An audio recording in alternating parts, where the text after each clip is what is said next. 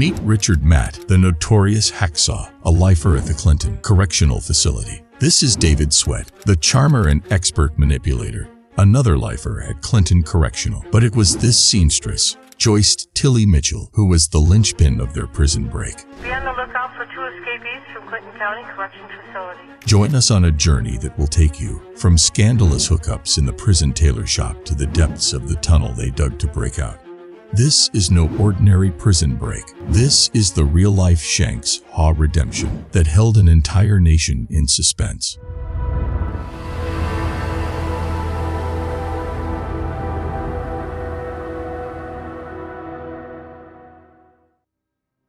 Within the confines of the Clinton Correctional Facility, a maximum security prison inhabited by 2,000 inmates, there were 2 extraordinary prisoners. Richard Matt, aged 49, was serving a sentence of 25 years to life for the murder of his boss. In contrast, David Sweat, younger at 30, faced a lifetime behind bars for the murder of a police officer. Matt, known as Hacksaw, had earned his fearsome reputation, as he didn't just kill his boss, he dismembered him. Inmates respected and dreaded him. Sweat, though, was smaller and less menacing, but possessed a knack for survival. He was extremely intelligent and a gifted manipulator and charmer. Matt and Sweat became friends when both lifers found themselves working in the prison's tailor workshop. However, their destinies took a remarkable turn when they became fixated on a civilian female supervisor, Joyce Tilly Mitchell. Mitchell supervised the tailor shop, and Sweat's charm started to work on her. Their relationship became more obvious when Mitchell started spending a copious amount of time alone in the stockroom with Sweat. The inmates knew exactly what was going on.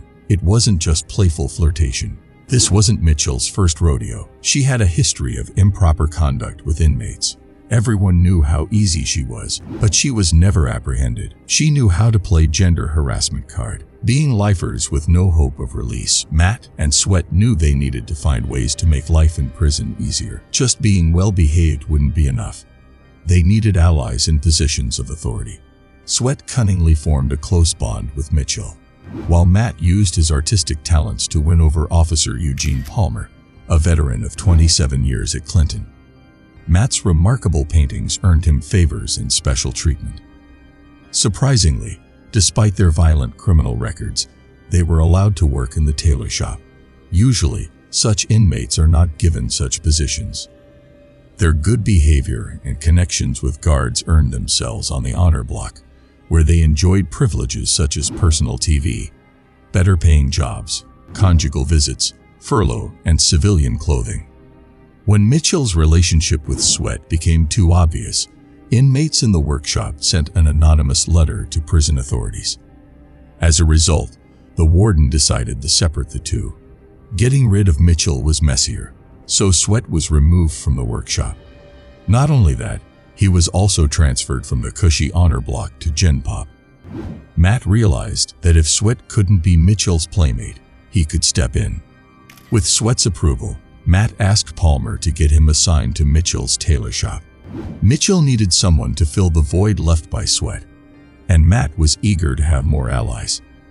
It was a match made in heaven. Mitchell fell for Matt as well and started bending the rules for him, even buying him reading glasses and helping him contact his daughter. Matt asked Mitchell to smuggle in some work gloves.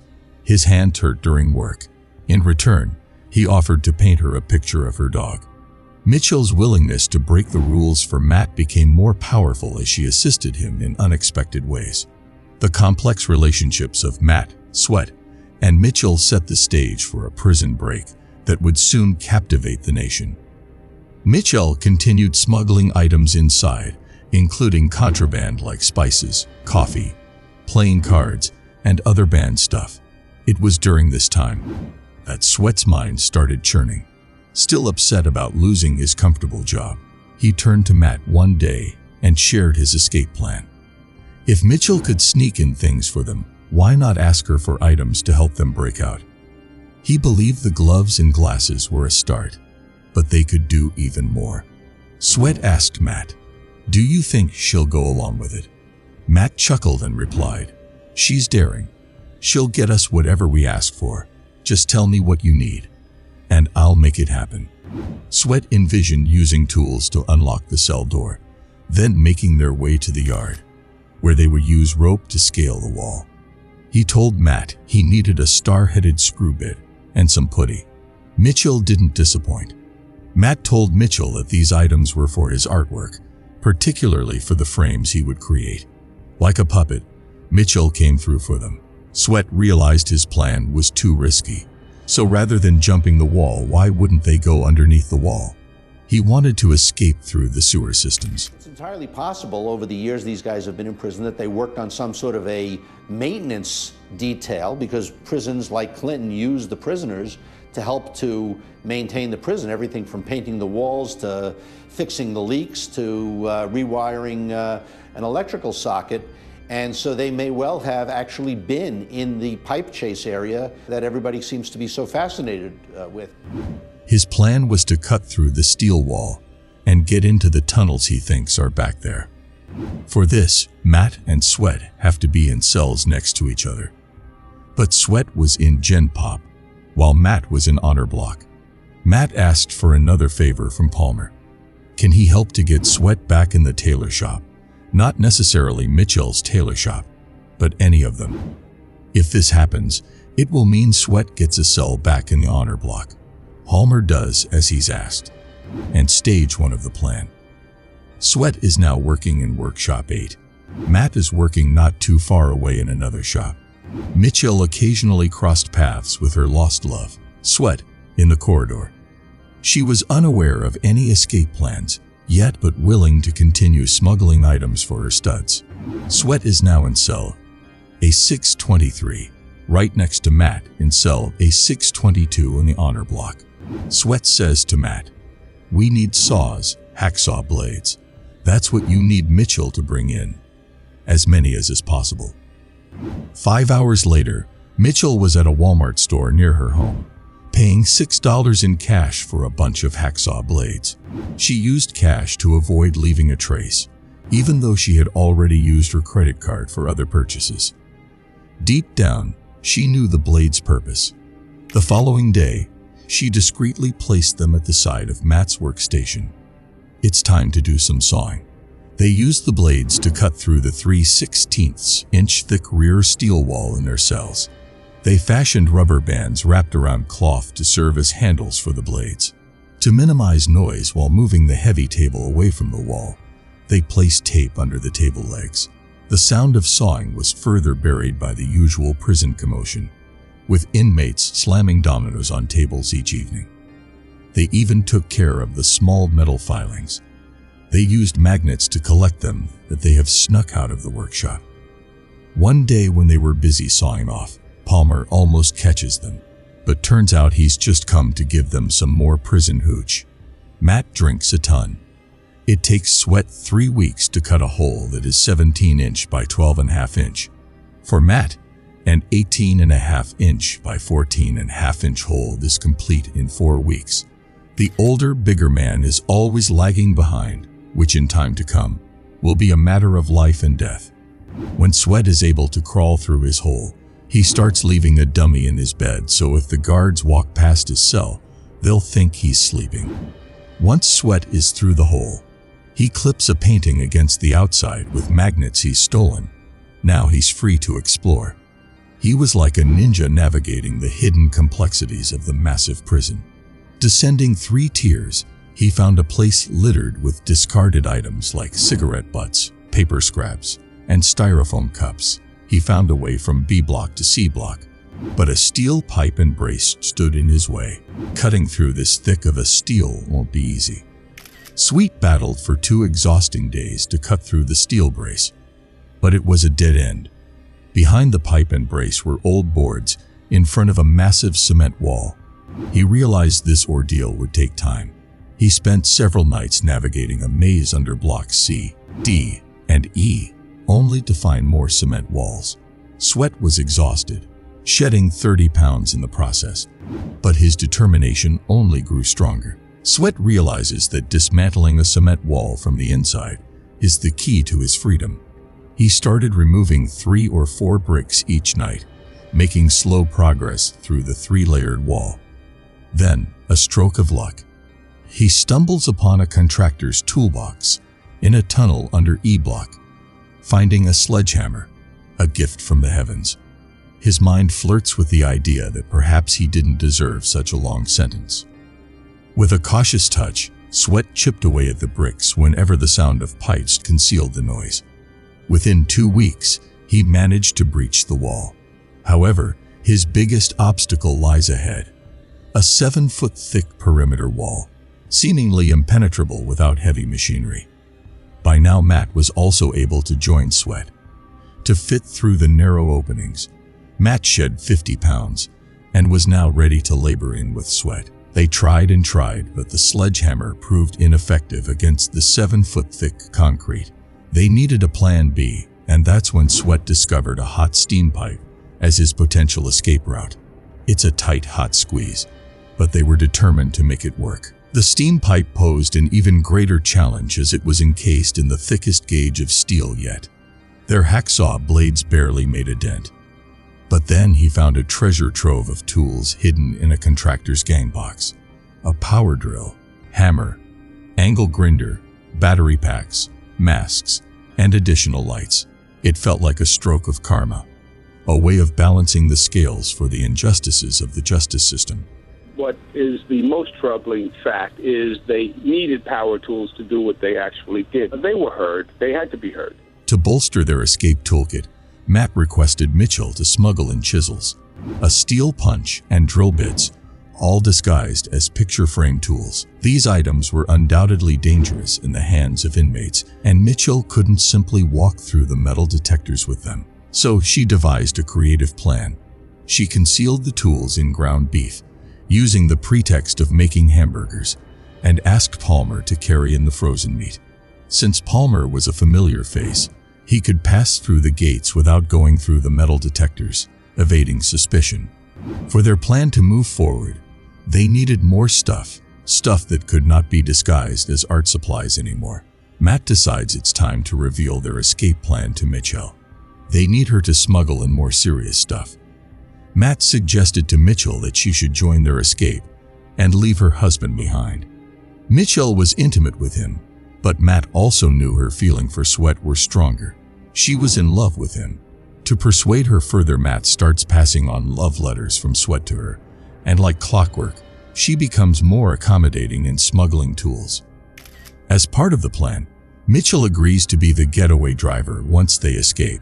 She was responsible for transportation, food, and money for their escape to Mexico. Mitchell daydreams about their future motorbike rental business on the Mexican coast. She started losing weight, got new clothing, and changed her hairstyle. Mitchell was utterly captivated and under their spell. Matt instructs her to purchase Bacardi 151, wild turkey, a cell phone, black cargo pants, camping gear, and weapons like a handgun and a micro knife. The plan was to seek refuge with Mexican drug cartels. She got them what they wanted but drew the line at providing him with a handgun, micro knife, and a cell phone. If she gets caught smuggling those into the prison, she would be behind bars herself. We want to find out exactly what happened. And one of the big questions is, where did the tools come from? Mitchell dreaded her husband. For her, he was more valuable dead than alive. She wanted Matt and Sweat to eliminate her husband on the night of their escape. But Matt knew that might complicate things. Why risk it on the night of their escape? If the husband needs to die, it can be done by poisoning him. He stole drugs from the prison commissary and gave it to Mitchell. It will look like an accident. On the other side, Sweats was exhausted cutting into the steam pipe. It wasn't just thick metal. Those were steam pipes. It was unbearably hot. Sweat knew he couldn't proceed without doing something about the heat. So Sweat fashioned a ventilation system using a fan, plastic bags, and a t-shirt, allowing him to stay in the pipe for extended periods. Equipped with an ingenious cooling system, Sweat made short work of the steam pipe. He felt a sense of anticipation building. With each careful slice through the pipe, he inched closer to his goal. Finally, he made a large enough hole to crawl into the steam pipe. Through the hole, he made into the tunnel that led him further beneath the prison. Sweat's excitement grew. The dimly lit underground passage felt like a secret world. He knew he was moving in the right direction. But as he crawled deeper into the tunnel, something caught his eye. A vertical tunnel stretching up into the unknown.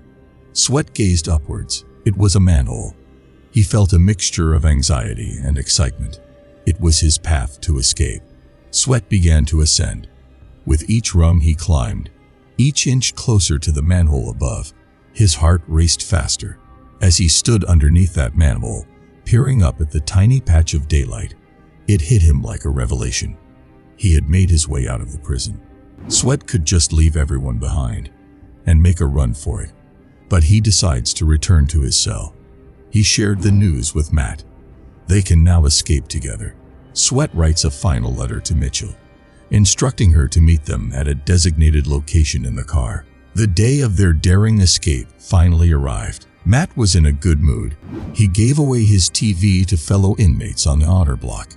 Meanwhile, Sweat meticulously packed his guitar case with essential supplies: clothing, new boots, 20 packs of peanuts, 40 granola bars, and 12 sticks of pepperoni. Little did they know that these provisions would prove vital for their survival.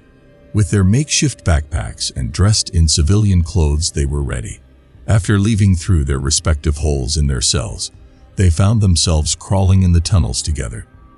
As they passed through the steam pipe, Matt got stuck, his heart pounding in his chest. Sweat reached out a helping hand and pulled him to the other side. They climbed up the tunnel, pushed the manhole aside, and emerged on the other side, the free world. All it took for them to escape was 20 minutes.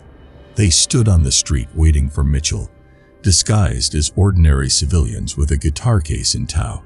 Sweat couldn't help but joke, "Shawshank ain't got nothing on me." Police say the men used power tools to drill through a wall and work their way down 4 stories, shimmying through 24-inch pipes. After climbing through a series of catwalks and more pipes, they walked 300 to 400 yards down a tunnel, coming to a manhole that they sawed open with their tools. Mitchell was late, and they couldn't just stand there. So they walked along the unfamiliar road when the sight of an approaching car triggered Matt.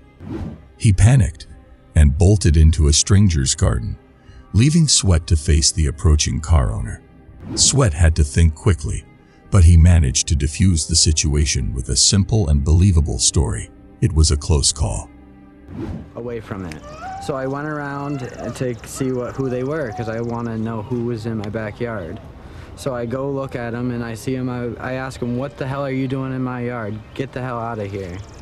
And he was like, "Sorry, I didn't know where I was. I'm on the wrong street." Where is Mitchell? Frustration began to build as they anxiously waited for her. Did she have cold feet and backed out of their plan? Where is Mitchell? What they didn't know was Mitchell tried to poison her husband, but she couldn't muster up the courage. And with time running out, she had a panic attack for the first time in her life. The attack was so severe that she had to be hospitalized. Mitchell was a no-show. Sweat and Matt can't wait any longer. They keep on walking and make their escape on foot. During the next morning roll call, guards found Matt and Sweat unresponsive in their beds. They opened their cells to discover dummies in their bed. It was then the guards realized what had happened. The police discovered the escape tunnel and questioned prison officers and inmates. The first person to fall under suspicion was Mitchell. Matt and Sweat were putting distance between themselves and the authorities, while the widespread manhunt involving the police, U.S. Marshals, the FBI, Border Patrol, and Rangers was launched. A $100,000 reward was announced, but people were cautioned to approach with extreme care. Mitchell became the prime suspect. Her connection to the escapees and her history of delivering items for them has already drawn suspicion among the prison staff. She denied her involvement for a day, but with growing testimonies and witnesses, Mitchell started to crack. The next day, she admitted to bringing some items for the escapees, but denied any knowledge of their escape plan. She was arrested. Later, she gradually revealed more details of the story during hours of interrogation. Despite the intense manhunt, Matt and Sweat evaded the police and were on the run for 10 days. They hid in an old cabin where they found a shotgun and liquor. Matt started drinking a lot, so much so that Sweat started worrying. By the 11th day, they realized they can't stay in the cabin forever, so they keep moving. Matt's drinking made it hard for him to keep up. But when Sweat spoke up, Matt threatened him. He had the shotgun. Matt was unstable, and Sweat decided not to challenge him. Matt was slowing him down. Sweat knew if he wanted to survive, he has to cut ties with Matt soon. 10 days had passed since they left the cabin. They had been on the run for a total of 20 days. Matt was exhausted from running on the foot and made a plan to hijack a passing car at gunpoint. Sweat knew it was a bad idea. He knew all too well the volatile nature of Matt and the unwanted attention it would bring. Sweat knew he had to do something. He slipped away, leaving Matt behind with his thick ideas. Undeterred with Sweat gone, Matt tried to intercept a passing vehicle, but he was too drunk and too slow, and the driver managed to evade Matt's desperate attempt and reported the incident to the authorities. U.S. patrol agents were the first ones to converge on the scene. Matt was determined to never go back to prison, but he was too disoriented. Agents caught up to him and saw an unsteady man holding a shotgun. Matt ignored all calls to surrender, with a blood alcohol level of 0.18. Matt's actions were irrational. A single echoing gunshot shattered the silence. Richard Matt was pronounced dead on the scene. In desperate flight for freedom, Sweat ran for 2 days and approached the U.S.-Canada border. But before he could attempt to cross the border, he was spotted by a state trooper. The distance between the trooper and Sweat was substantial, and Sweat tried to make a run for it. He can't give up so close to the border. If he could put some distance between him and the trooper, he would be safe from his fire. Unfortunately for Sweat, this state trooper was also a firearms instructor.